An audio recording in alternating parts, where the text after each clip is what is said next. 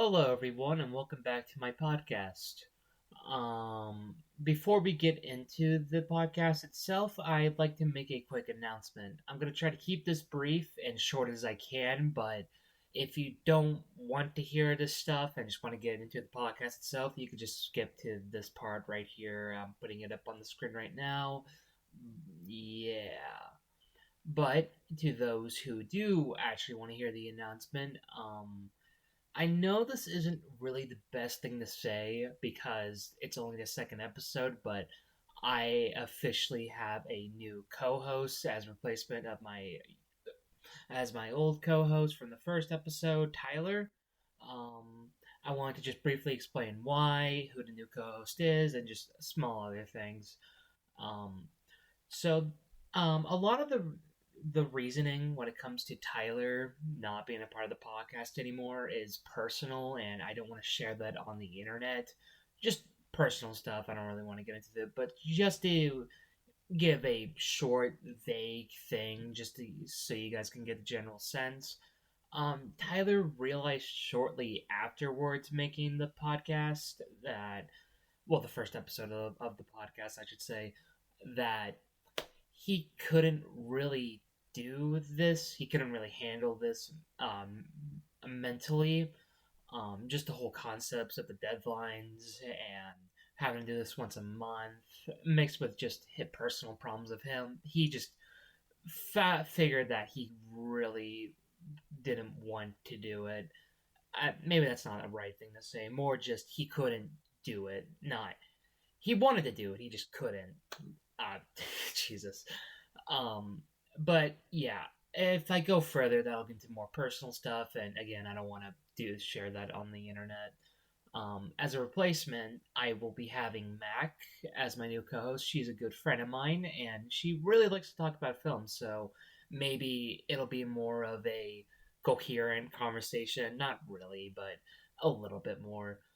Um, and that is why, if you are confused by the title, if you watch the entirety of the first episode, instead of Arrival and Barton Fink being talked about for this episode, it is going to be Barton Fink and Zodiac. I asked Mac if she wanted to keep Arrival as the pick, or if she wanted to switch it for a film she wanted to watch, and she decided to replace Arrival with Zodiac. Um, but that's pretty much all I have to say. Just please respect all the decisions being made here.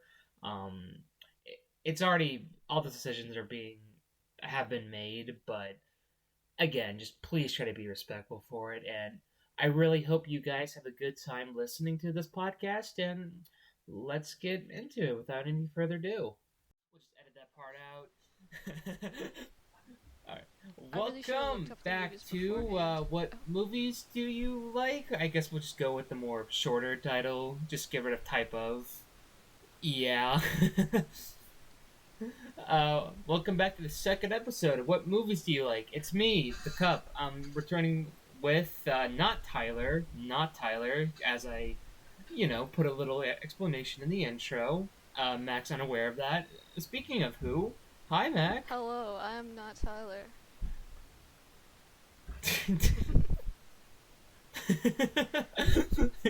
I don't have Great a first beard. words. That is true.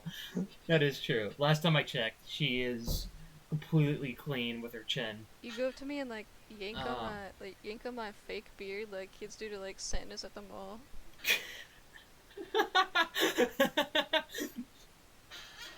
um, well, this is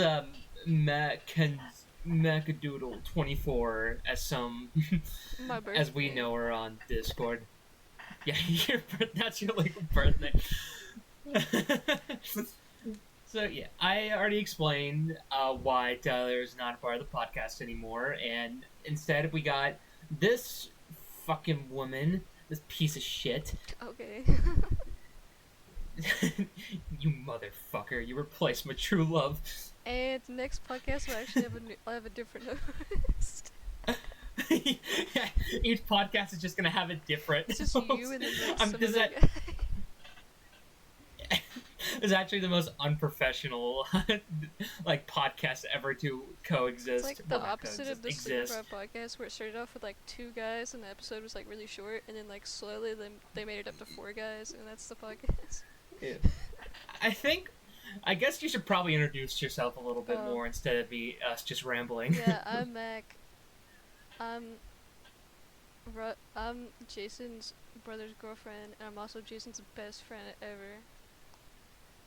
And No. we watch movies together. Yeah, we watched a lot of films. Um, we recently just finished watching a shit ton of Christmas movies, and we made fun of. I made fun. We together made fun of my brother Robbie. If you're watching this, Robbie, which you better be, we're making fun of you for this. You put the snowman in B tier. We're not forgiving you for Yeah, that. that's like a crime. Honestly, we should probably kill him for that. Yeah, If we're and gonna then be we gotta kill honest. you for putting Elf so low. It's so funny how how I put Elf in B tier, and It's a that's like good movie. I, It's a and Wonderful Life. that's weird. That's a I good know. movie. That's a really good. And I like how people are more afraid of more. You're upset more of that than me putting Home Alone 2 in D tier.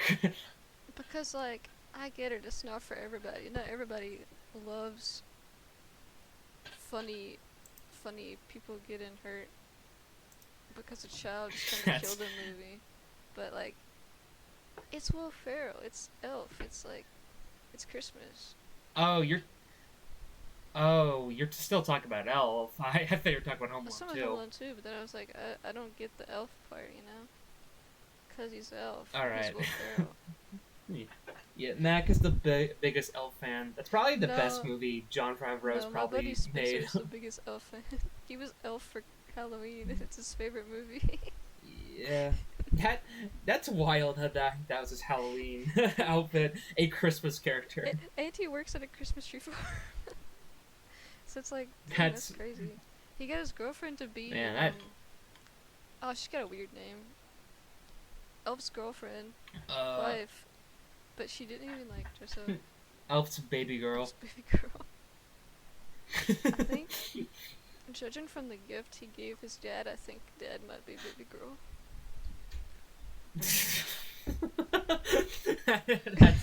That's terrible.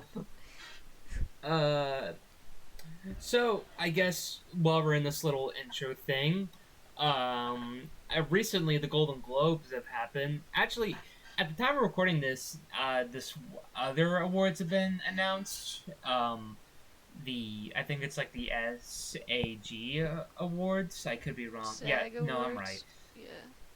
Yeah, the SAG What's awards. SAG after? and apparently they're pretty shit. I'm gonna look it They're up. apparently really because they didn't really nominate a couple films that definitely deserved awards, and they kind of just stuck with the basics.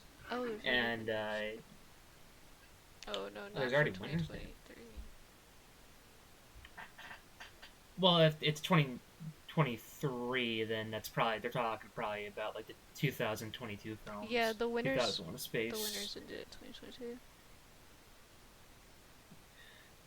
Apparently they stuck with like stuff like Barbie, Oppenheimer, The Holdovers, Killers of the Flower Moon. You know, like, but I've heard apparently Past Lives, Anatomy of the Fall, and December got pretty snubbed from what I can tell. Emma Stone nominated for Poor Things female actor. Yeah, she won at the Golden She got Globes, nominated which was pretty for- great to I hear. don't know why I worded it like that. Jodie Foster was in a movie this year? I ain't even heard of Naiad, okay. I didn't even know Jodie Foster was still an actress going Me around. either, that's why I was surprised. I thought she was one of those actresses that kind of just faded away. My, Not that like she's a bad Yeah. actress. I just thought she just she's a lesbian. she went. Girl boss. She is a Yeah. lesbian, which is crazy because in Panic She's Room, 61. her daughter is Kristen Stewart, and who are like she's a lesbian mom for a lesbian daughter. That's crazy. David Fincher was ahead of his time. You're so right. Nah, this is like a swimmer movie. Okay. A swimmer movie. Okay, Okay. I mean, 64-year-old marathon swimmer died in a NIAID attempts to become the first ever person to swim from Cuba to Florida? I feel like I have heard of that happening. That's crazy. Okay. My cousin, all that's right, all right. like 15 years older than me, she always told me when I was little that I looked like Jodie Foster. Jodie So I just Foster. remember her forever. I've only seen Jodie Foster in a couple films. I've seen her. I just mentioned Panic Room. I've seen her, of course, in The Silence of the Lambs. I think that's it. Actually, I don't think I've seen her anything Yeah, she else. was in like a bunch of movies that wasn't appropriate for like 5-year-old me to watch. Like, let me go watch Taxi Driver and Sons of the Lambs. Watching Silence of the Lambs as a kid is Dang, insane. she's in the original Freaky Friday. Oh. Do you want to perhaps probably at this point get into the first film because we're just kind of rambling Yeah, on about just I random think I stuff. made a joke All right. complaint to you the last episode. You rambled for too long before the movies, and then guess what? now, now that you're on the spotlight, now you've rambled. Yeah, we're 8 minutes in. I mean, it took 8 minutes last time to get to the Yeah, first, but we can start now. Do you want to go alphabetical about the yeah, that's films? how I have the cast split up. All right, so let's first get into my film pick, the one that stayed consistent between episode one and episode two. Barton Fink, released in 1991. I will explain a brief plot about it. It was directed and written by the Coen brothers, who you probably most well know them best for No Country for Old Men, uh, Fargo, and fuck, there was another one that's like pretty famous of theirs, but I'm like my mind is drawing a blank. I don't know.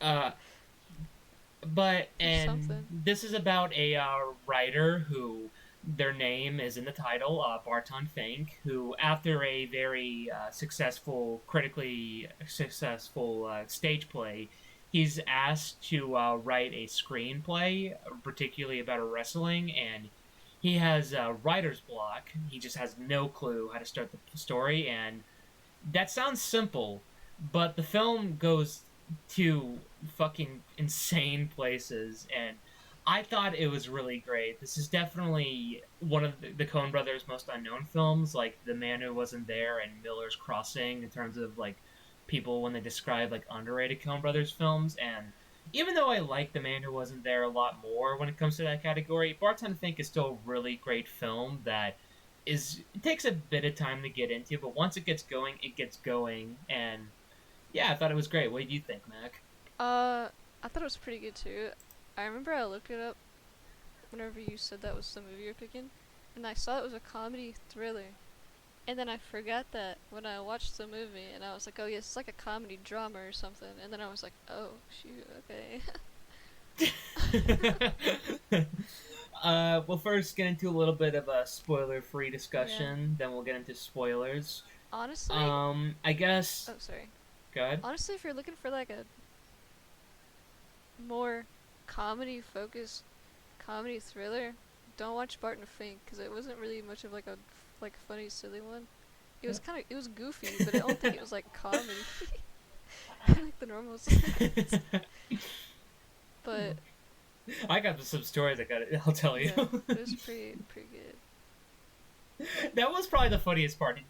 John Goodman was just wanting to tell a story really badly, and Dude, then John I didn't think that Turturro was was just funny. I interrupting wasn't it. laughing. I was pissed off at Barton. I was like, let him talk. Let the man He's talk. like, yeah, I love the common man. I want to hear their stories. And he's like, I got a story. No, shut up. I'm talking. Like, okay, bro. He didn't say that. Shut up! Shut up! It's like, This is probably my favorite performance I've seen of John Turturro. I haven't seen him in a lot. Despite this being a underrated Coen Brothers film, this has a couple of the Coen Brothers staple actors, the actors you usually see in the Brothers films, and John Turturro. This is probably like I think this is the only film that he was in that he had a big role, like he was the main actor in, and he does such an incredible job. That was That's what the other film I was You're thinking of. so wrong, That bro. people probably know the Coen brothers were in The Big Lebowski. People will probably think about Yeah, that. you're so wrong. He's the What main other character film? of the Jesus rolls. Or maybe it's the Jesus roll? I'm not really sure. Uh, Jesus, whatever it is.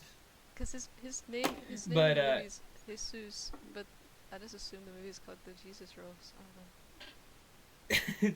oh yeah, that's like the sequel, like the spin-off of The Big Oh, it Lebowski, is? Okay. which which you don't which you didn't really need, but But he's all bowling. right. He is bowling, but easily when it comes to the films I've seen John Turturro in so far, this is definitely my favorite performance. Honestly, everyone did such an incredible job in this film. I love John Goodman's performance. He's always Uh, great. hold on. He is always great, but particularly in this film, he was incredible. I gotta look up the cast that way I don't fuck up any names. So just give me a moment. Yeah. I mean, Uh, man's been in Roseanne and The Connors since the 80s, man. He's got it down. Everybody loves uh, Roseanne. there was there was Judy Davis. I'm pretty sure I'm pronouncing that right. Yeah. Who was the dude? Honestly, one of the best things about this movie is that there is just so much random shit that happens in it that is like so funny, W.P. but also Mayhew like is crazy. certainly he's a character.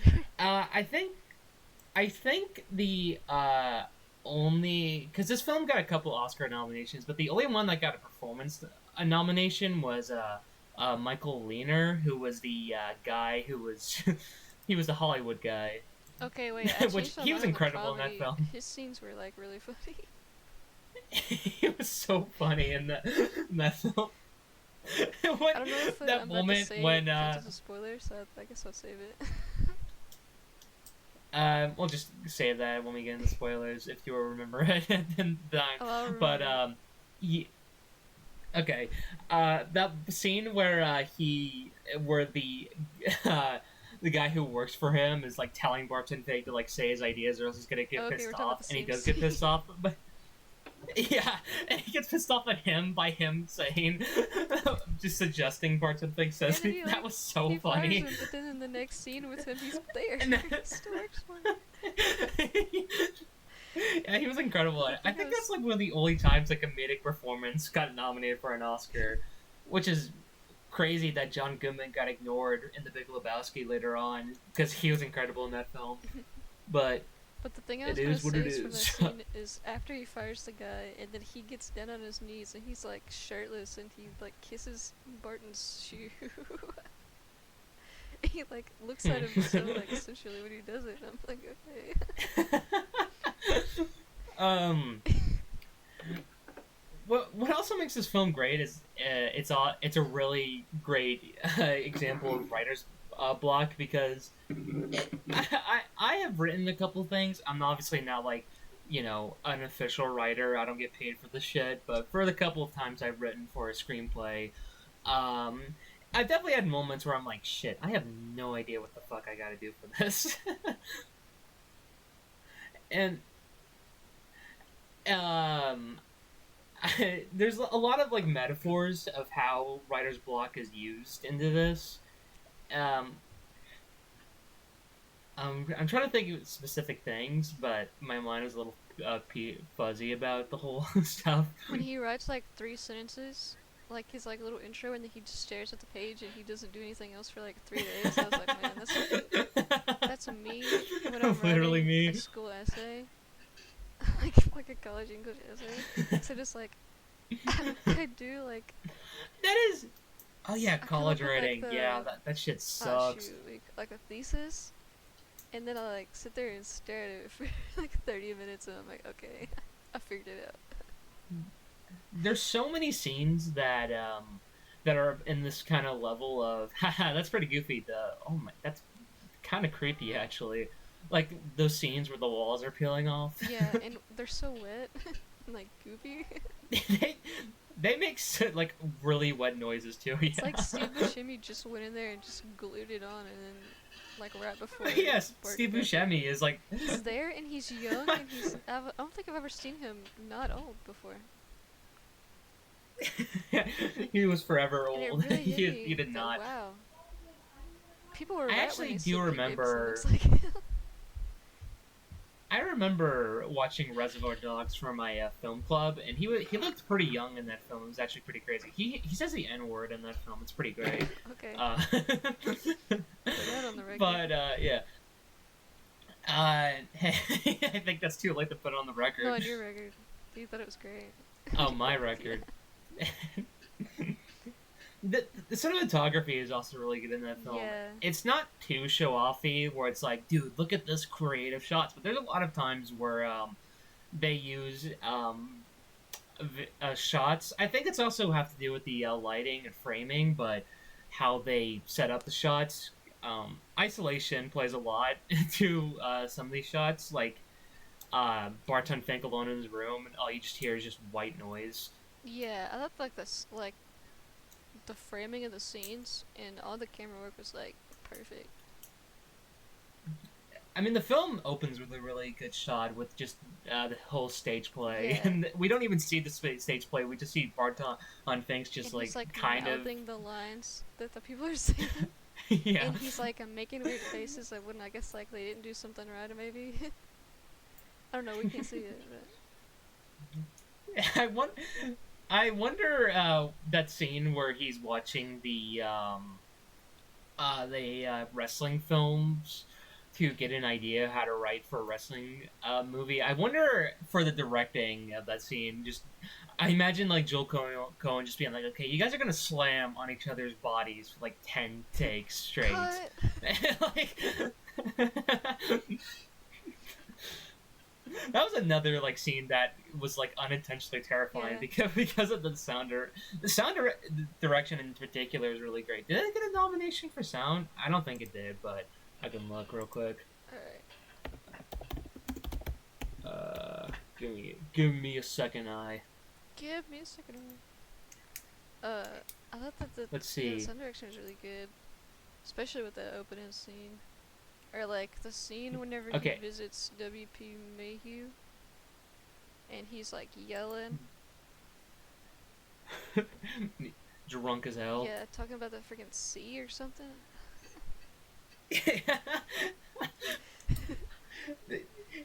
Dude, like, this is what I mean. Like, this film is so so hilarious, but then Yeah. it just gets too like fucking terrifying. Which we'll get more into spoiler stuff later on. But yeah, uh, have you ever heard of the Sundance Film Festival? I feel like I've Hasn't told you about it hasn't before. everybody? Quick editor's note. I am an idiot, and I was saying the wrong film festival for the entirety of the Barton Fink discussion. Pretend that I was talking about the Cannes Film Festival instead of the Sundance Film Festival, despite the fact I say Sundance Film Festival probably like 50 times or something. It's um, like one of the most popular like uh, film festivals. yeah. This was one of the very few films to quote unquote sweep the Sundance Film Oh wow. Festivals because they don't really. So the Sundance's doesn't really like to give the same film a bunch of awards. At least that's what I can tell. This is an exception. This one, Palma d'Or, which is basically Best Picture there. John Turturro won Best Actor deservingly, and Joel Cohen won Best Director. And all those awards are deserved. Everyone, like I said, John Turturro, easily my favorite performance by him. He gets goes. There's so many scenes where he's just like yelling and just being a little nerd. I don't know how I could forget that um, John Goodman was Speed Racer's dad in the 2008 Speed Racer movie. I've actually never seen the Speed Oh Racer really? film. Yeah, no, I I watched it as I've like a never seen kid. It was on Cartoon Network or something, and it. it was pretty goofy. It's like it's a little treat, you know. It's got Christina Ricci. In it. Interesting. All right. I'm trying to think of other things to talk I think about. there's a Spoiler monkey. free. That's not related to Barton Fink. Is there a monk? Yeah, yeah. I He was has gonna a say I little, don't he's a remember a little monkey. chimp, and it's like his friend, and it wears overalls. Monkey. But yeah, uh, liked how like creepy the hotel was. Almost an apartment. Oh yeah, the hotel was like you never saw any other room besides Barton Fink's room, and everything looked so like the same. Like that scene where you see Steve Buscemi vacuuming the room. It feels like a nightmare. Like it feels like how the Shining hotel looked like. I don't know. Yeah. It's been a while since I've It seen The reminded Shining, me but of the kind of Tower of Terror. the Tower Terror. Tower of Terror. I It's like a shoot. It's one of those things. I know they have the ride at Disney World, not anymore, because now it's like Guardians of the Galaxy. But okay. people get like electrocuted in the elevator, and they die, and then they're ghosts or something. Alright. Or no, the Uh, the elevator like starts dropping, and it's for the Twilight Zone. I couldn't think it was called. Yeah, it's Twilight Zone episode. I'm looking at some trivia. I'm looking at some trivia for this film. Apparently, the screenwriter Charlie Kaufman, who did his most famous work in Eternal Sunshine of the Spotless Mind, Oh, he okay. described this as being one of his favorite films ever. Um, at least that's what IMDb is telling me. I don't know; they could be lying to me. um, let's see. Where are we at the recording? We are 23 minutes in. Okay, I'm sorry. I'm being one of those. We can't do it for too long. All that stuff. You gotta factor out the 8 minutes where we just like talked. That's fine. But yeah, my Uh, recommendation is, if you guys go to Disney World, go on the Guardians of the Galaxy ride. It used to be the Tower of Terror, and it's one of those drop rides. It's really fun. apparently, again, IMDb could be lying to me. Apparently, in 2009, the Coen Brothers mentioned that they would like to do a sequel to this film, but Okay. nothing. There's been nothing. It's been 30 years, or 33 years. since Not the 30 movie- years. Oh, Since the movie yeah. came out. Well, this interview was in. Well, this interview happened in 2009. Which is still a long time off from when the movie came out. I mean, Yeah, that is or true. from the interview.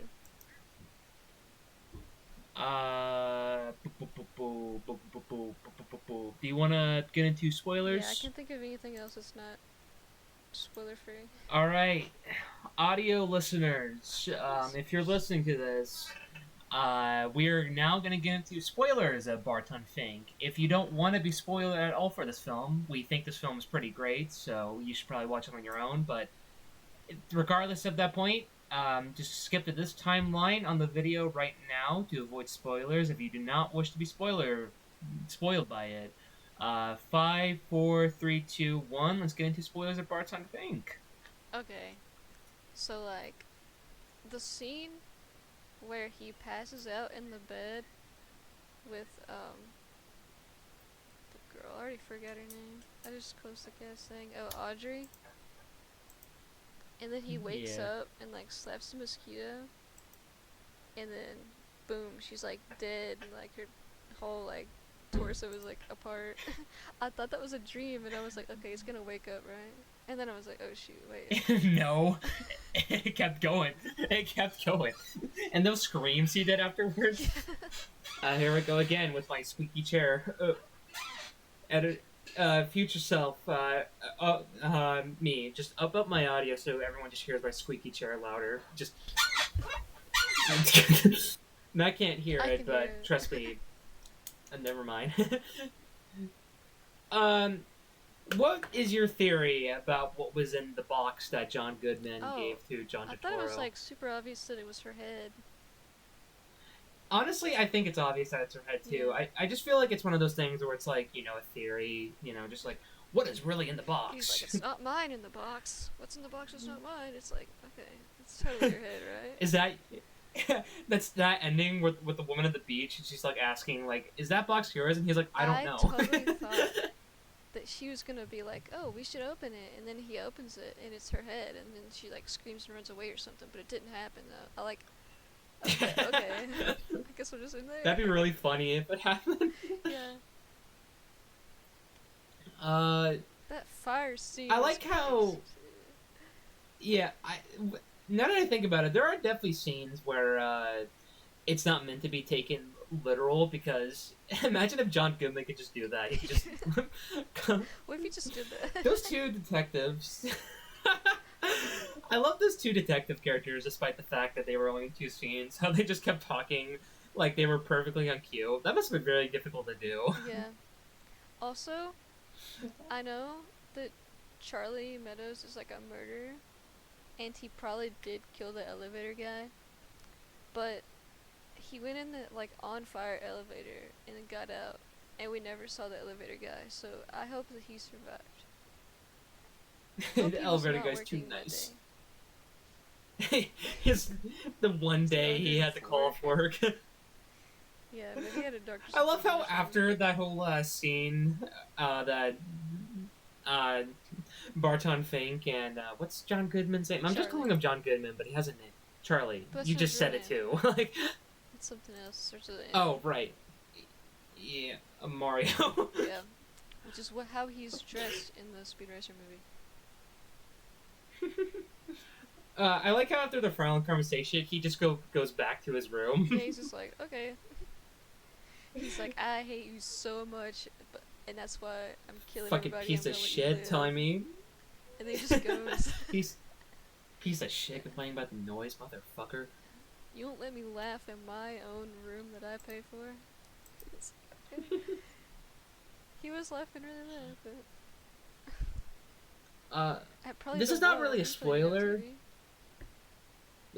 This is not a spoiler, but when we're talking about staples of actors and actresses who are in a lot of the Coen Brothers films, Frances McDormand had a cameo. She was one of the female. She was the female voice in the opening of the film. Oh, okay. And Frances McDormand is in like every most films of their catalog, mainly because she's the wife of Joel Coen. I like how this whole like insanity of of events led to Barton Fink getting a script ready. What if the whole theory is that Barton Fink was just in a really bad mindset and none of this happened? Yeah, He was just going insane. And like there was no like murder. He just really thought like, okay, what if I wrote about this for my writing film? And it's so ironic too how once he wrote what he wanted to wrote, that's when Michael Lasseter's character was just like, "This is a piece of shit. What the fuck?" Yeah. But, you know, the way he was typing, I feel like it had to be some kind of like crazy, insane ramblings of a deranged man that just witnessed a murder. I love that scene around the end where after he gets that script, he just he's dancing in that party, dude. Again, John, that's one of my favorite scenes because John Turturro just goes crazy with his dancing. Yeah, he's like doing his little thing, and then he decides to be like a jerk about it to everybody. Like one soldier is just like, well, not soldier, but they're just like, "Hey, can we dance with her?" And he's like, "I'm a writer." You don't understand. I write for the pictures. I write for the pictures. Or really said, I drive. I saw a guy today in one of my classes, because today was my first day of class. Oh. I saw a guy that had the, like, white scorpion jacket from Drive. I was like, bro. Interesting. Bro drives. That's one of the Literally Me movies, Yeah, Drive. Like, wow, I guess it's literally him. I guess Ryan We Gosling's need to have, like... class. He was blind. What if we add Barton Fink to the Literally Me movies? Could we do that? John Goodman is Literally Me. I want to see a bunch of, like, scrawny, like, tall, scrawny guys being like, yep, that's me. And they have anxiety. Yep, that's me.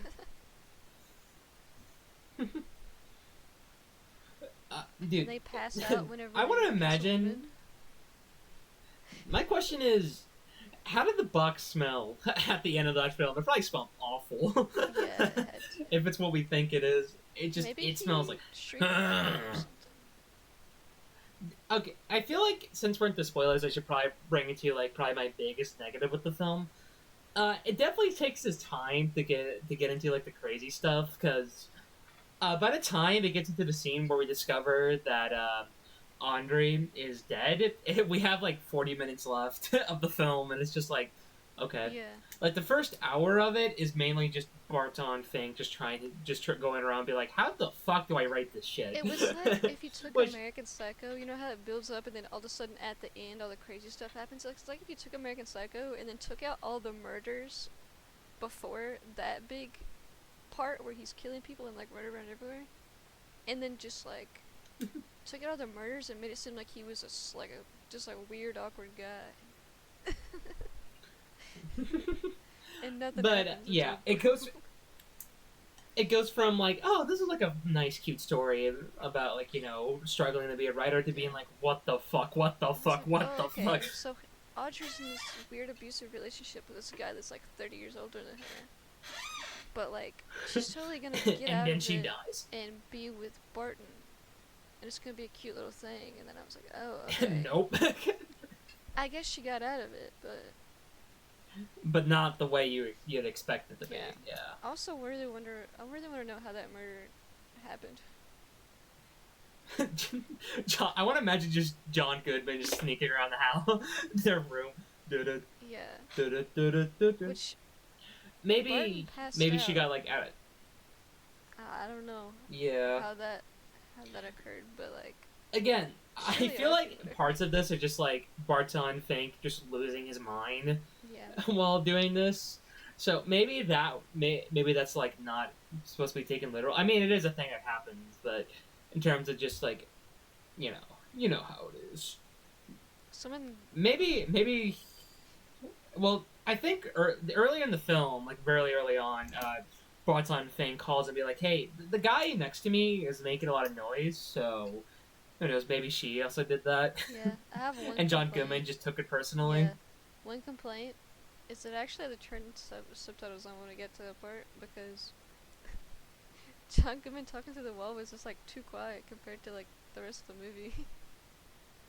I had the volume like all the way up. And I was like, okay, I guess I'll turn the subtitles on. Well, it was meant to be. It was meant to be quiet. Yeah, but you were not hear really him meant say that. And then later on, he's just like, "You don't listen." And then I remember bars on the bed of bar. Oh yeah, he did do that. Like I forgot he did that. He's just like struggling. He did do his best. And I was just thinking it'd be like really funny if he just passed out. Do you think Barton's script would have been a good film even if it wasn't what Michael I was about to say Lasseter. That's not how you say it. Yeah, Michael Lerner didn't like it, or yeah, Mr. Lip. Do you think it would have been like a good film? I mean, from the little bit we get to read, yeah, probably. I think it was a little too. It sounds neat. Than what Lipnick wanted, though. Yeah, and then he had to. I mean, he can't do it now. He can't read scripts anymore. He's like finding out in World War II. As soon as the title card said that like it was like the 1941, I was like, okay, World War II is gonna get mentioned at some point. I know it is. The more we talk about the movie, the more I'm taking back what I said that it's not really very comedy focused. Yeah, Michael Lerner alone just makes it hilarious. Like, it's not his official uniform. He just gotta make it. Yeah, again, not a spoiler thing. Like... Again, not a spoiler thing, but I like how the first scene we see of him, Barton Fink doesn't speak to him at all, and before Mr. Lipsnick just sends him away. Yeah. I also like the part where, the other guy in the movie business, he's always just like on the phone and saying stuff about like balls and butts and stuff. Oh yeah, so funny because it's like 2 words at a time. He's just like, "Yep, yeah, we gotta do this. All right," and then he's like, I hate phone calls. Ooh. Oh yeah, I realized we barely mentioned what's his name? Ben Glacier. Oh I yeah, don't know if I that's how you think that's pronounce the it. guy I was talking about. Yeah, dude, he was in a lot of. He was in Spy Geisler? Kids. Okay. Or the actor's name was Tony Shalhoub. Yeah, Tony. He was Luigi in Cars. Wait, that's sick. I don't know why you said Luigi, and I just kept thinking about Mario. And then I was like, oh yeah, oh Spy Kids. It is a very Shit, Italian. okay. I just said that. Oh, you did? Yeah, I'm sorry. it's all right. Um, I like how after being told, just basically like, hey, your script is shit. Go like kill yourself or something. Barton Fink just goes to the beach. Yeah, he had to go see like a beautiful lady at the beach. Yeah, which ended up being the lady in the photograph. That photo he kept looking Oh, at. it was actually the same one. Well, I don't know if it was the same one, but it was pretty much an identical one for one. I just Um, saw a movie called Feed the yeah. Fish, and that reminded me that I did not feed my fish before we started recording. No, You spoiled they're it. gonna die like. Michael. You're gonna like feed your fish food, and they're gonna be bleeding, gonna just do like it that right scene now. in Barton Fink. My headset cord is very long. Ooh, longy, He longy. loves food. He's a big eater.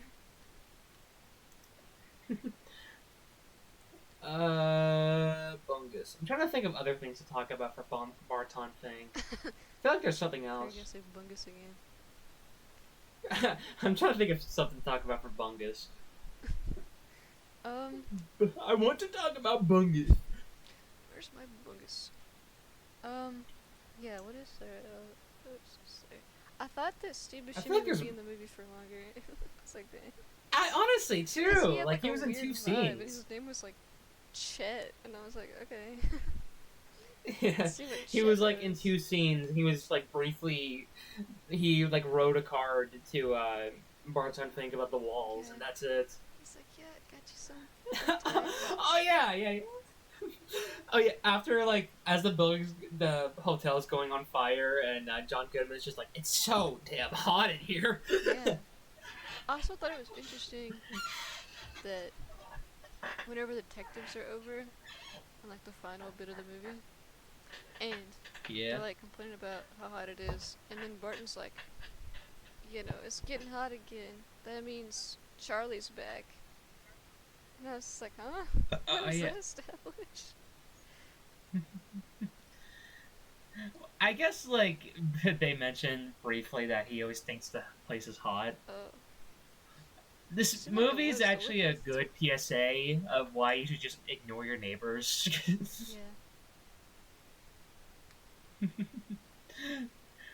If you hear a noise complaint, just ignore it, because you could befriend a serial killer who just beheads people, Yeah. and Dude, I yeah, don't do asked it. my roommates to like quiet down one time, and she like, her and her friends that were over made like an apology letter and signed it and slipped it under my door. You're about to find something a bit terrible about them if they're doing that. Nah, she chill. For now. Do you want to conclude? I feel like I'm just like my head is like fuck you today. I feel like I have a lot more to say about that film, but it's just not coming together. Yeah, honestly, Unless, I was like, oh shoot, it's gonna be one of those things where like we start recording and then I forget everything about the movie, but I actually didn't. yeah, like a test. Oh, that definitely happens to me. I mean, we It's can so bad. we can get into the conclusion now if you want. Yes, I think that'd be good, and then we go to Zodiac. Yeah. All right. We are officially done with the spoiler talk. Let's get into our little conclusion bullshit. Well, it's not bullshit, but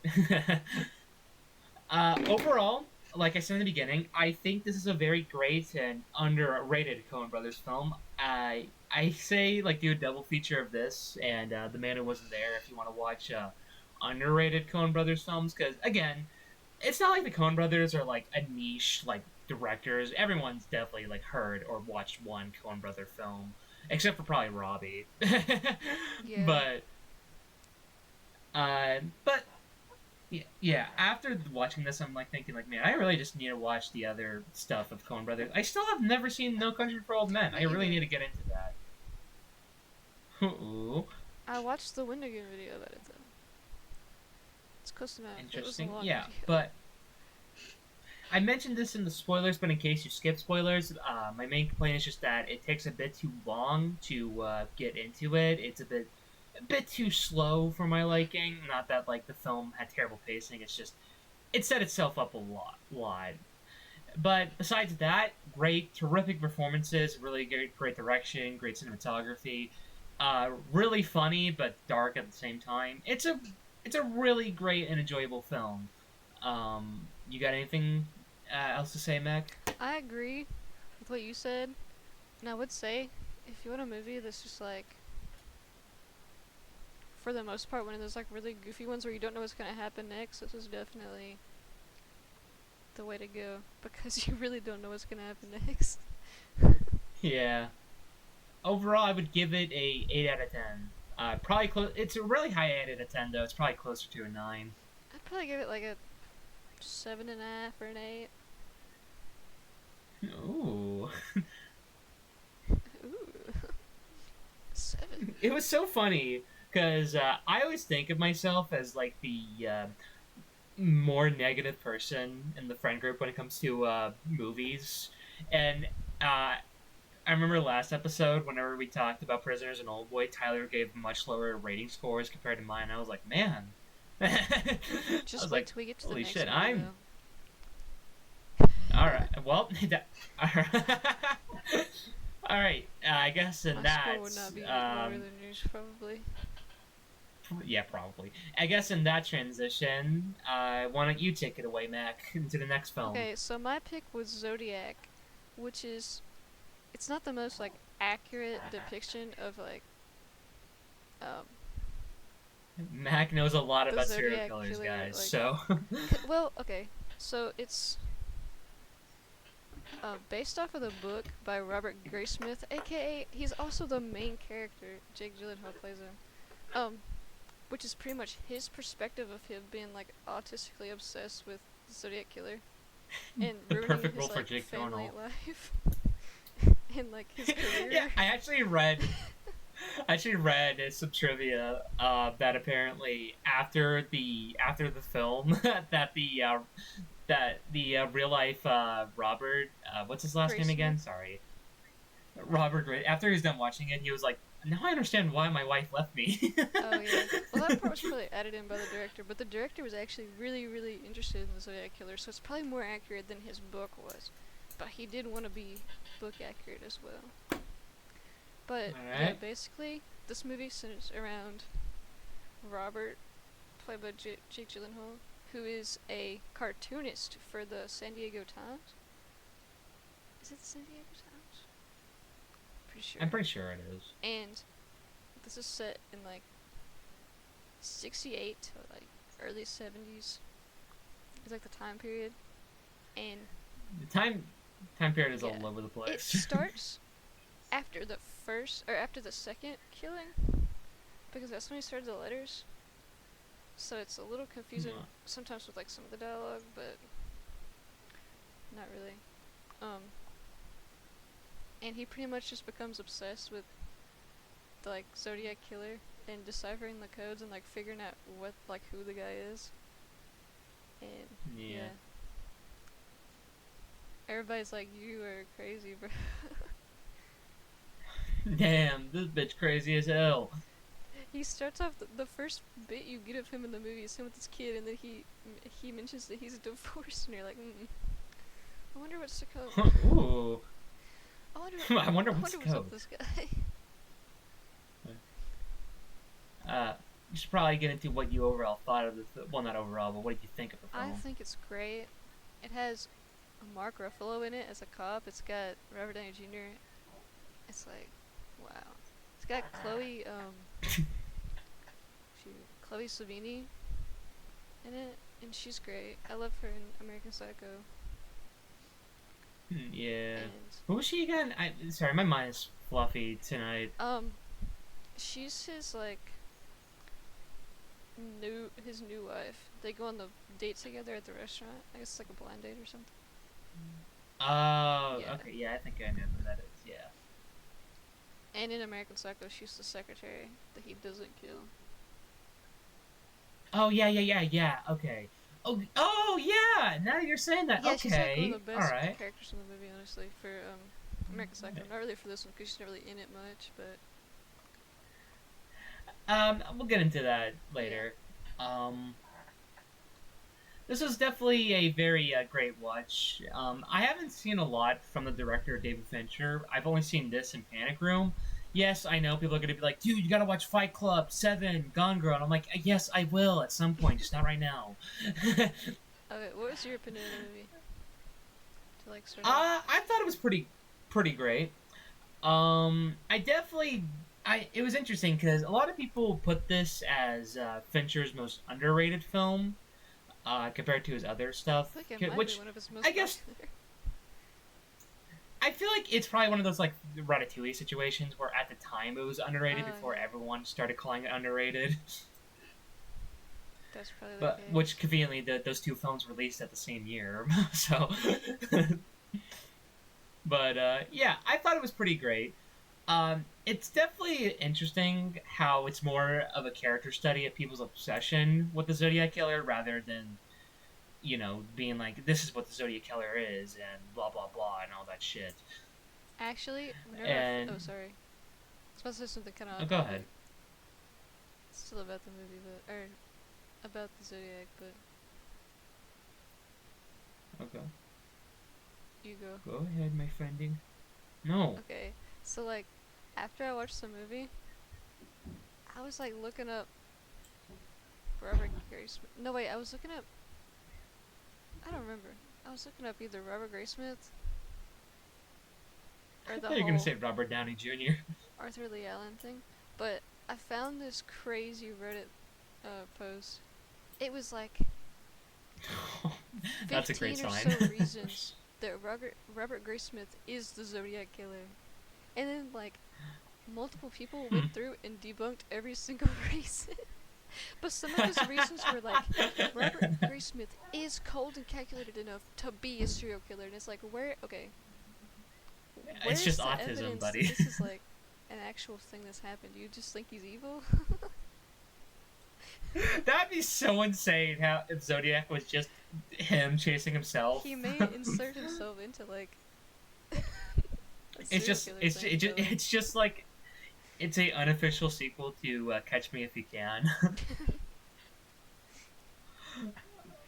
I thought he um, was the main this is character of Gone Girl.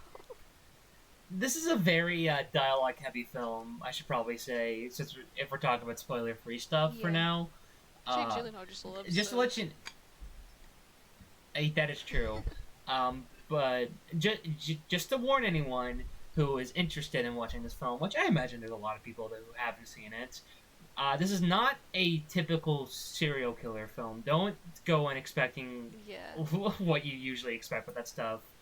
The detectives There are are scenes of just silly little murder. background characters, honestly. Yeah, The opening scene with the murder is crazy. I love it. It's so good. yeah. There is murder in it, but it only happens like what like four times at most. Yeah, Probably not even that. it's really. Let's see. You see like And keep in mind the film is like 3 2 hours on and camera, I 40 think, minutes. and then the rest are just Oh mentioned. yeah, Cause I'm thinking, okay, there's the yeah. car, there's like the picnic, and then there's like the taxi driver, which isn't really spoilers I because it's just love like real how life. I love how for those scenes, Fincher intentionally made it so there wasn't any music to accompany it to make it feel more realistic. Yeah.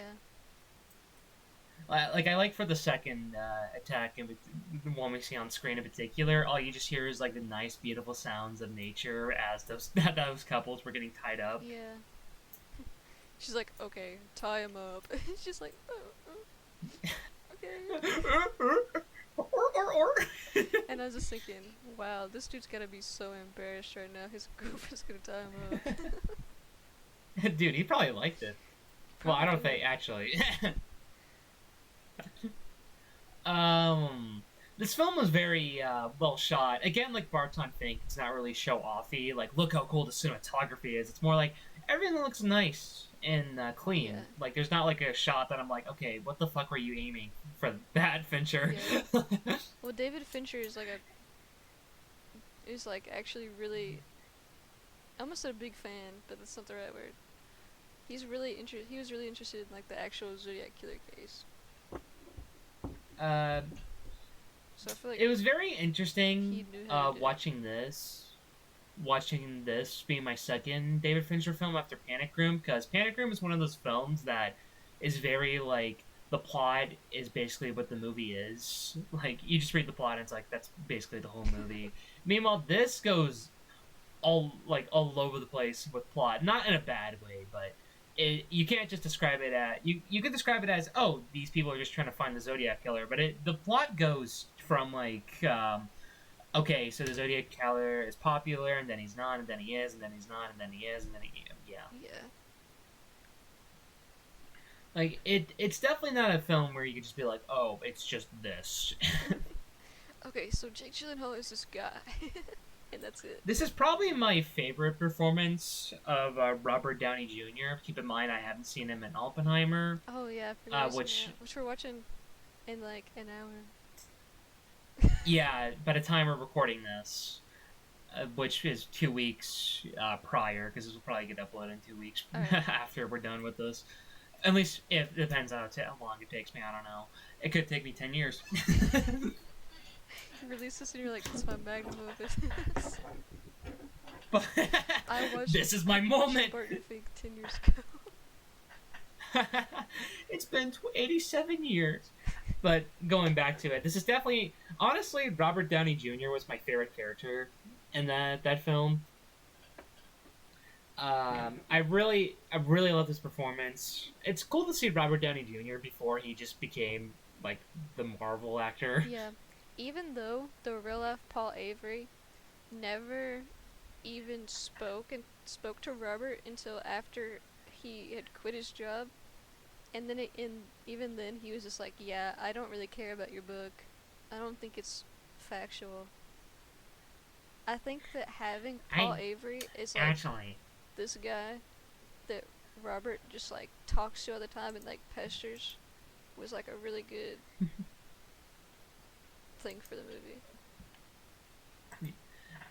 I guess to get into I'll explain this more during the spoiler discussion. But I think my biggest issue is that because of what it is, it's a very dialogue heavy film. I found some points where it just kind of scenes felt like they were going for way too long. Because it was all just going like explaining things about the Zodiac killer, or especially towards the end with Jake Gyllenhaal like making new discoveries and Yeah. all that stuff. Which I know there's plenty of people who are fine with that stuff, and hats off to them. But for me personally, there are definitely points where I was just like, okay, please, can we move on? Yeah. You do have to keep in mind before you start watching this. But This is a 2 hour and 40 minute movie of a lot of dialogue. yeah, there's like 20 scenes of action in total in this probably. So And that's like again, most of it is at the beginning. that is true. Like you barely see it around like the middle or the end. Yeah. Like the most you see in the middle and end is something that I'll explain in the more spoiler thing. Um, what are your thoughts on the other performances though? Robert Downey Jr. obviously did a phenomenal job, but what did you thought about everyone I else? thought Mark Ruffalo was really great because I do like him as an actor. I think he's like one of the tops. He's incredible in the recent film Poor Things. I Ooh, really I hope still gotta watch he that. gets an Oscar nomination. Yeah. I really hope he gets an Oscar nomination for that. But I thought that He's so this great like in that. this less serious cop I for the love. most part was really funny. Like he does his job and he does it well, but he's always looking for animal crackers. It's like Yeah, like that's such a recurring theme. It's just like, dude, can I please get some animal crackers for and he's fuck's kind sake? of And it's young. like, He's like this okay, 30-year-old guy with like a wife and kids, and like all the other detectives are like 40 or 50. yeah.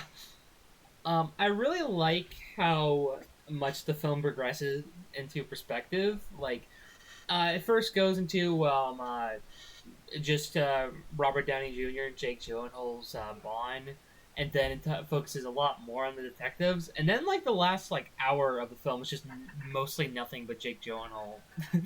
like, Yeah. uh, I really love how it goes into how big this particular serial killer was. Compared to just the average run of the mill serial killer. um, yeah. Yeah. Come on, Matt. This is like your movie. Sorry, I You got gotta, distracted you because gotta. Declan just started posting messages in the.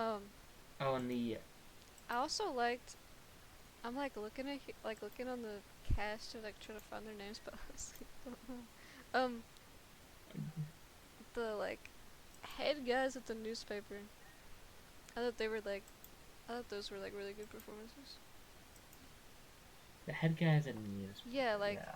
they're always in like their big office, like they're having a meeting all the time, just to like look at the Zodiac Oh yeah, yeah. things.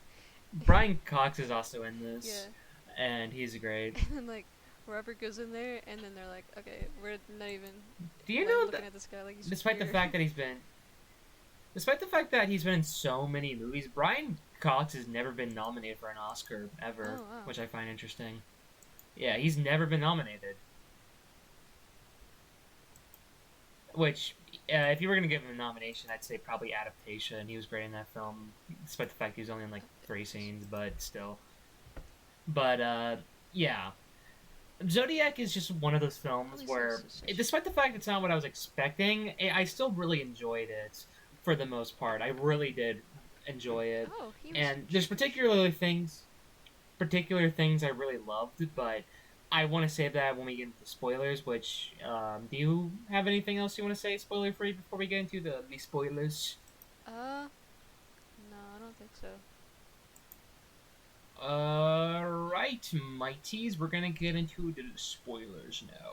So again, if you don't want to be spoiled of Zodiac, I would recommend looking at the timestamp right now to avoid some spoilers, my friendings. All right.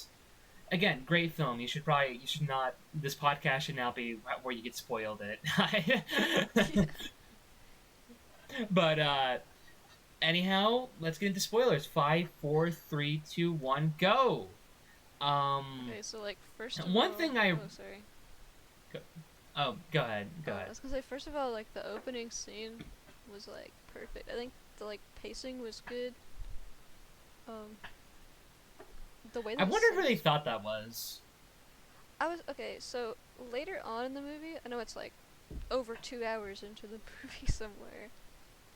Whenever he's getting into all the details, and there's that one, maybe her name's like Lisa or something, that's in prison. That's Yeah. like Darlene, the girl that was in the car. It's her like sister or something. Oh, okay. All right. Yeah, yeah, yeah. Okay.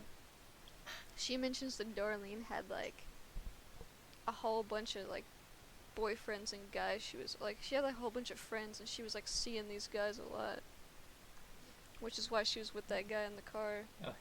So Oh, dude, that scene is so good. yeah, it's so good. My guess is that I love Jake Gyllenhaal just being like, "Please tell me, please tell me it's the one." And the Lisa's just like, "It's not. his name that's was not it it." had to be Lee, right? No, wait, it's not Lee. It's like Lori. it's like No, the other it's guy. not. That's not her name. Hold on. Let me look at the name. Maybe it's probably not Lisa. I don't remember. Her name's like Lisa or something. I'm looking. Linda.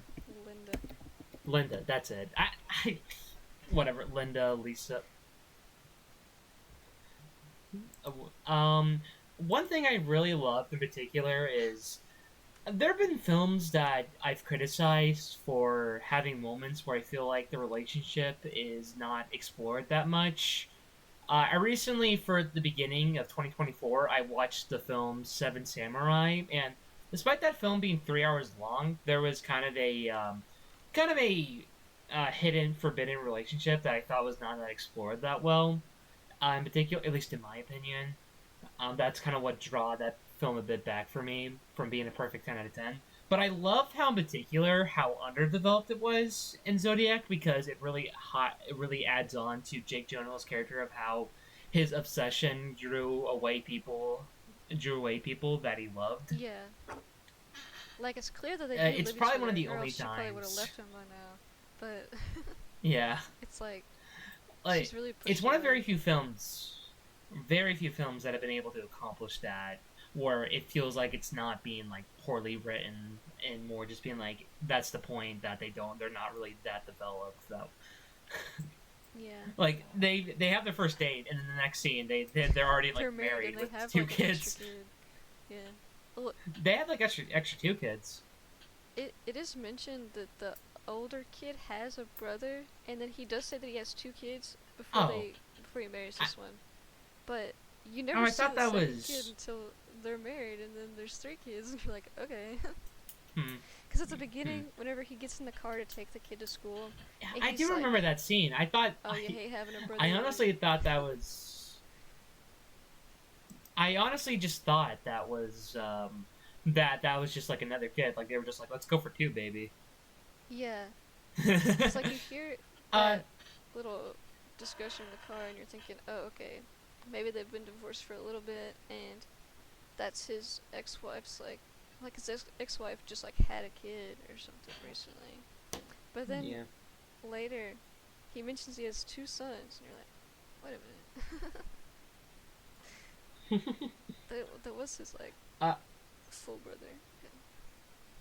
this film is also really good at making such like scenes that in any other movie, well, any other type of film, it would not be that like intense whatsoever. But in this film, it's intense. Like that scene where Jake Gyllenhaal debates about letting his son go on the bus was very intense because you can tell perfectly why he would feel that way, and it's just like, oh, is he gonna let him on that? Oh, is he gonna let him on it?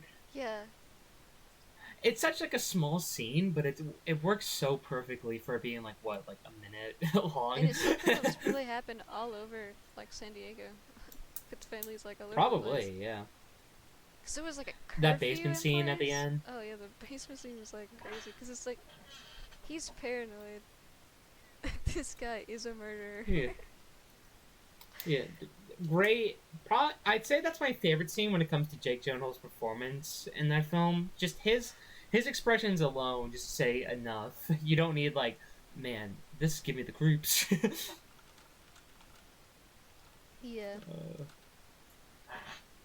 It also kind uh, of pushes the whole thing of like, once you get in your head that something is like correct, and it's how it is, then like that's the truth, and you're right, because he just knew Arthur Lee Allen had to be the serial killer and the other guy that had the basement.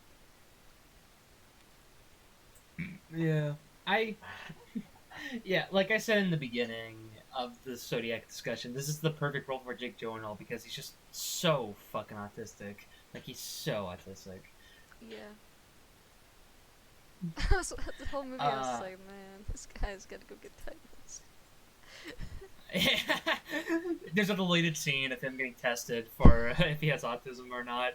His He's wife's taking a like, BuzzFeed please quiz. go get tested. Honestly, it probably wasn't that big of like a thing to do at that time period, but Yeah, I feel like back in the day, for they're like probably like an adult, autism. What the fuck is they're that? like, nah. We didn't know when he was a kid. You know, when he was a kid, he's probably like, I don't know, obsessed with trains. That's a typical Did one. I think I I I'm trying to think back. Oh yeah, that was one thing I want to mention. I love that how there's not a lot of like intense scenes, at least like like in your face intense. In the end, they save more of the intense scenes in the beginning, and there's not a lot in the middle. But besides that one scene with the mother, the, like the killer just being straight up like, before I kill you, I'm gonna throw your baby out the window. Yeah. Like Dude, that scene that is was such a chilling. terrifying Yeah, line. because I'm pretty sure that That is actually such a did happen. terrifying line. I need to look it up. That is terrifying. Like I wonder, like, because that's one of those things where like, what can she even do? in that situation. Like, there's very like there's nothing she could really do. He's probably driving, so her falling out with the baby would probably either like cause him to get injured or worse, kill her baby. Uh, like it's like one of those like shit. What the fuck? like, Yeah. and afterwards she like hides the baby just in case. And the line she's like, in case he came back. Like that is crazy. Yeah. Also, Dude, that fucking scene of those people, like those crazy people that went up to detectives, like that one lady, she's like, I'm the Zodiac killer. that actually happened, and it was so crazy. Everybody was just like, "Yeah, I'm gonna just go tell everybody. I'm just gonna go turn myself in as the Zodiac killer, as like I don't know, a bit." I love I love in that scene People were that one bored guy in the who's just like, I know a 70s. friend. I know Fran who got fired from work a week ago from the Zodiac killer's killing. Coincidence? I think not. like that was so funny. Yeah. Um this is not really a. This is more of just a small thing. It's not even like a thing that I'd say like negatively affects the film. But was the text font like a little bit seemed like a little bit squished to you? Like the actual movie itself, I don't even remember. like I felt like it was a little like squished. Like they were just going, Maybe just it squishing was. that bitch. Oh wow. And for me, it felt a little bit squished. But again, like that's more just like a small thing where we're just like, huh, that's kind of weird. Now like this ruins the fucking movie for me. Oh wow, Kathleen Johns, Uh, the lady that was in the car with her baby, she was actually 7 months yeah, pregnant whenever that happened. That's crazy. that is Jumping fucking out of a car terrible. cannot be good in that situation.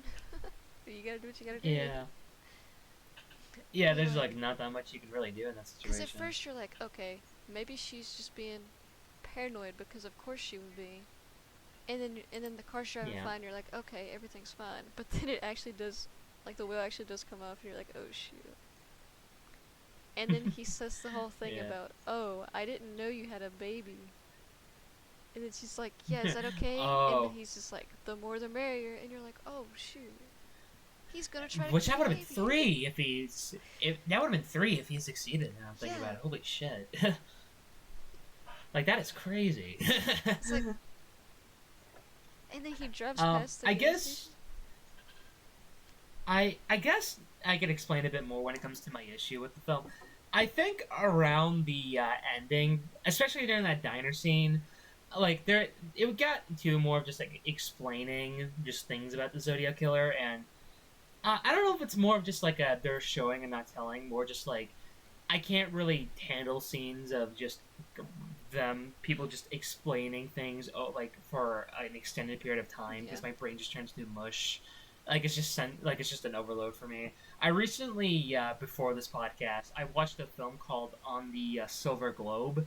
I only watched it because it's from the same director as that one film I made you guys watch, Possession. Oh, okay, yeah. Dude, I'm not gonna fucking lie. That film was such a struggle to get through. Like, I'm at, like it's basically my main issue with Zodiac, but it's like for the entire movie, and it's just, oh my god, it's so insufferable, and they're around the same length too. So Okay. The whole yeah, movie's just it's like a just dialogue. yeah. Well, it's like very metaphorical and all that shit, and I can respect that. It's just that, oh my god, I was just getting so fucking like annoyed by the end. Yeah. Like, I was getting so annoyed by that, but at worst with Zodiac, I was just like, okay, can we wrap this up a little bit, please? but hey, that's cool. I love that this is not really a spoiler, but I love that scene in the bar where after Robert Downey Jr. tests Jake Gyllenhaal's drink, it just cuts them having like fucking seven Yeah, drinks on there's the like a whole table. pile of them, and then later he becomes an alcoholic. Oh, he already was an alcoholic, but I was gonna say, wasn't he always an but he alcoholic? becomes like not a functioning Even alcoholic. He's more. just like a regular one. That is true. I love that scene where Robert Downey Jr. is he's with the detectives and they're about to leave and he stops the car because Mark Ruffalo threw his notepad and he decided out of all times now to pick it I up. need the notepad. Wait, give me a second. This is good stuff in here. Oh, I never went back to the opening scene with the car. Um, go, go ahead. Cause you know it starts out pretty normal. Ooh, he's like these young adults. They want to like They make should have out just in went a to the car. diner. And then you get the little jump scare that they get from like the fireworks because it's the 4th of July. These kids are like throwing Yeah, fireworks out, and you're like, okay, being bitches. yeah. But then the Zodiac comes over there, and honestly, the first gunshot was a bit of a jump scare because I was like eating my dinner, and then I was like, oh, okay. It's because there's not really any uh thing that happens. Like the teenager just says "Oh, you spooked us a little bit," and just bang, Yeah, because just fucking he's got his shot. bright lights, they can't really see him, and he comes to the window, and they're like, oh, And it's a we cop. later find out that the killer deliberately put the light on the gun so they couldn't see it. Yeah, and so he could see what he was shooting. Which, Yeah. you know, the guy survives, and even before that, it looks like both of them might survive because they're both like Oh yeah, because the moving. woman was moving. Yeah, and you're like, oh, okay, but he's the one that survives, and he's the guy that comes back at the end to pick Arthur Lee Allen out of the lineup on paper. Who was the actor who played Arthur Lee Allen? Hold on, I gotta look at that real quick. John Carroll Lynch. He looks familiar, actually. I feel like I've seen him in something. What have I seen? He was the founder. Oh, okay. He's in Ted too. He was McDonald. He's McDonald. He's Mr. McDonald. He has the same first name in the founder as you. I feel like I've seen him in something besides Zodiac. There's got to be something I've seen him in. Hold on. I love that line where Wait, it's his like, name "I'm is not the Mac Zodiac." McDonald? Yeah. That's so funny. I love the line where it's just like, "I'm not the Zodiac," and even if I was, I wouldn't tell you. Nick Offerman plays Dick McDonald. That's a great name. McDonald. Okay, Sorry. McDonald. Rock and roll McDonald.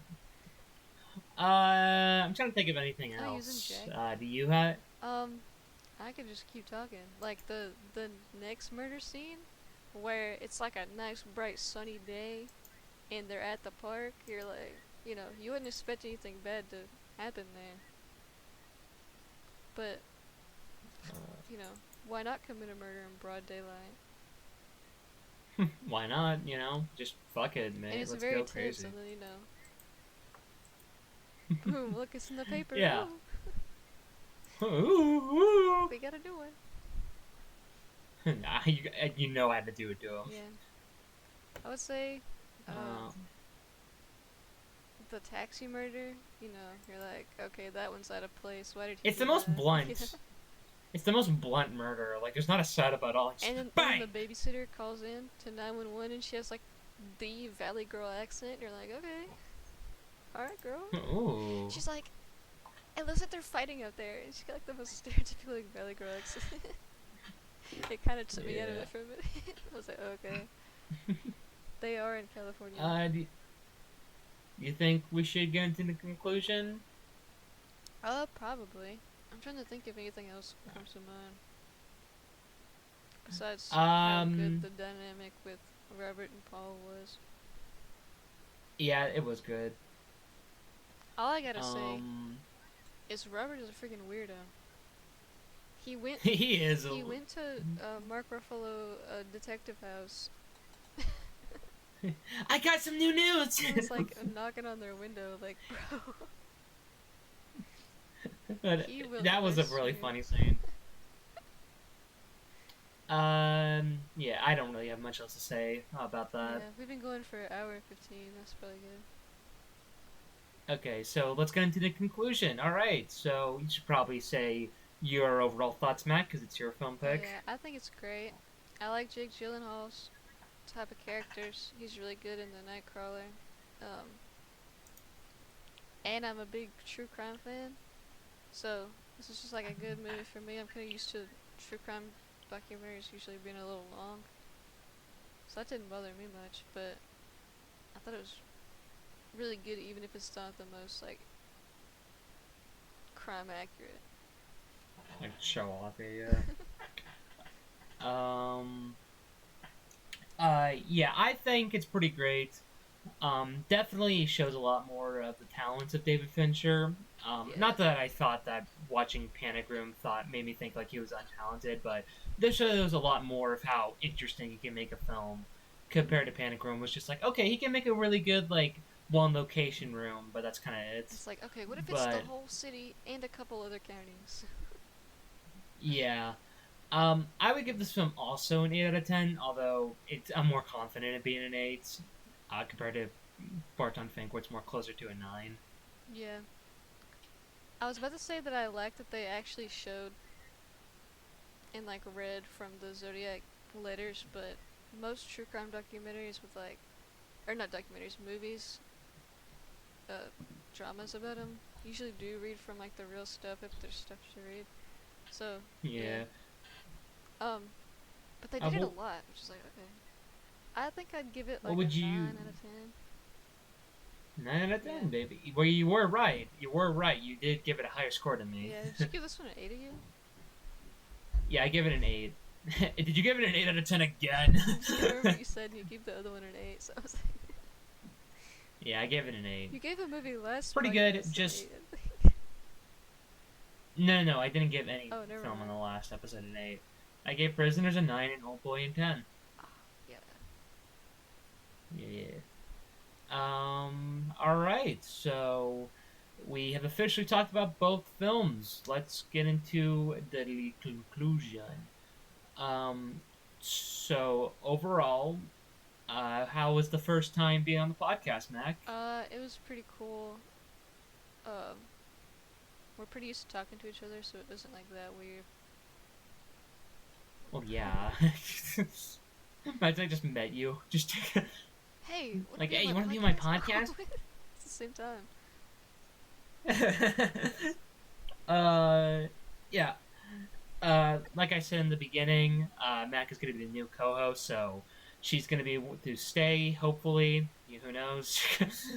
Mac could change her mind in like 2 minutes. I'm actually really busy all of a sudden. I don't think I'm gonna get photos. No. I am really I busy. just got like a new job where I work 12-hour shifts. No, I'm kidding. That'd be terrible. I was originally gonna have us so we ask each other a few questions for a little Q&A segment, but judging by the time, we should probably just skip it, and because soon we have to get on for Oppenheimer, and we should probably just get to that. We're gonna watch it with a couple of friends of ours, just in case for the audience, if you're wondering what the hell we're talking about. Yeah. So yeah, this podcast would probably be a bit longer if I was gonna do the whole Q&A stuff, which I didn't get any questions from the audience, which I didn't expect, but whatever. Yeah, for But sure. yeah, we're gonna skip the Q&A for this episode mainly because we're a bit tight on time. We recorded this as early as we can, and still we're crunching for time. So Yeah, ask for stuff, shoe sizes, social security numbers, yeah, yeah, we'll answer that. favorite snack. All right, so I think we should end this with our next film recommendations. If you have yours, Mac, I can let you go first. I did not think that far ahead.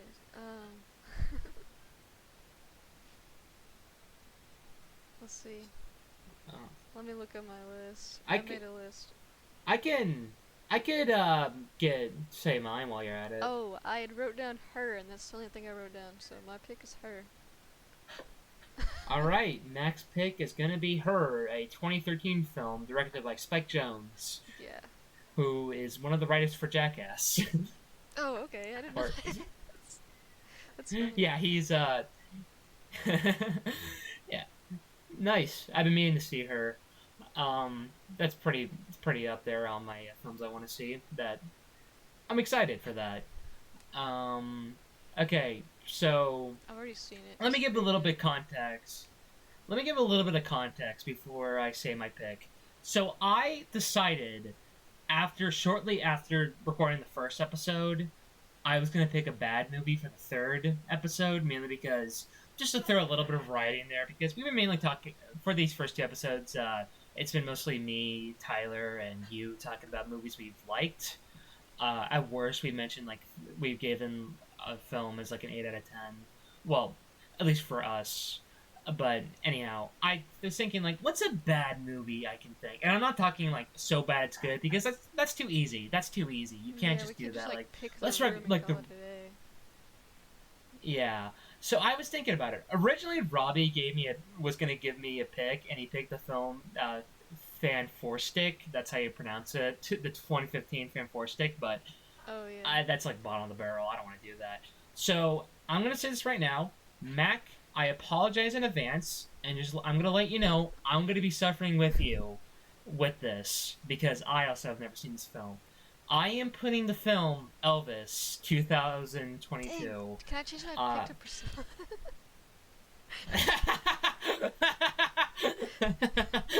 We'll watch her next time. Changing my pick to Priscilla. if you want to That's change really, that's really funny. it. Wait, is it streaming? Let me check. I mean, you can watch it digitally. I You think. can? I'm pretty sure. Let me look real I'm gonna quick. double check. But I'm picking Elvis because it's the only Baz Luhrmann film I haven't seen, and I've heard it's pretty. Well, a lot of people call it good, but I don't like Baz Luhrmann, so I I know also I'm gonna don't like hate it. Elvis Presley. A lot of people I know look up to him and they think he's really cool, but he's done some things. Like All right, dating a 14-year-old when he was like 30 or something. all right. So, are you gonna keep her, or are you gonna change it to I was Priscilla? looking up Priscilla and seeing if it's streaming. Oh, okay, yeah, it is. Yeah, I'll pick Priscilla. All right, so we're gonna change Mac's pick from her to So I Priscilla. changed it So to in the next one podcast, that I've seen to one that you've seen. yeah, because I saw it in theaters, so I don't need to watch Priscilla for the podcast. That film's pretty good. Not the best, but it's pretty good. So yeah, we're gonna talk about Priscilla and Elvis. What a dangerous fucking combo. All right. Well, that's good to A know. thing to keep in mind is Uh, whenever you watch the movies, determine which actor played Elvis the best, so we can settle the I get, debate. yeah. You know what? I should probably watch Priscilla for the podcast actually, just to in case I pick up anything on second viewing. Uh, anyhow, that's pretty much all. Yeah, this is going to be interesting third episode of pod that I will say that's going to be very interesting. Uh, and yeah, I hope you guys had enjoyed the second episode for all probably 12 of you that watched this, at least for Big now. numbers. Big, we're making it big. Putting but girl in the title yeah, and you get this is more a. views. I don't know. I did a podcast with a I woman. spoke to a woman in real life. But so yeah, we're gonna talk about. I already said that like 5 times. I'm gonna say it like for the sixth time. You know what we're gonna watch for the third episode if you watched at this point. We're hoping you guys watched for the third episode, and I'm excited for what we're gonna think about these films because this is like two different movies. Yeah, they are very different sides. Yeah. Do you have anything to say to end off to say goodbye to our All audience? I have to say is that there better be crazy edits like Bohemian Rhapsody in both movies. In what? Both. Oh. And that's all. I have bad news for you. Priscilla's not like that. That's so sad. I hope that I've heard everyone Elvis is like watches that. the movies we talked about and they like them. Or else. Yeah, if you didn't like them, kill yourself. Yeah, honestly. Just kidding. No, actually, you should become you should become a copycat, a Zodiac killer. No, don't do that. Yeah, start the whole thing again. What do you mean start it again? That'd be terrible. The killers? Like do like a similar. There's like tons of copycats. There's Well, I was already thinking- been Zodiac copycats, but like, I don't know, do something original. Actually, do. No, I can't say Yeah. that. I was gonna say actually do alright. School Bus. No, don't do Alright. that. But thank you all for listening. We hope you guys have a good day, good afternoon, good night, good, I don't know, wherever the hell you're watching Yeah. this. What other And cliche? we will If you sneezed during the video, bless you. Isn't that leave a what like. Tobusky said? Whatever Tabusket says, who Yeah. cares? Just not what Um, he says currently. like and subscribe, like and subscribe, like and Yeah. subscribe. Push that bell for notifications on. Push that pussy. Okay. Yeah. On the Alright. next episode. You guys Do have a that. good. You guys have a good day, and we have to see you in the third episode. Adios, Adios, amigos. amigo dinner. Alright. Okay. I can I'm see ending my you. recording right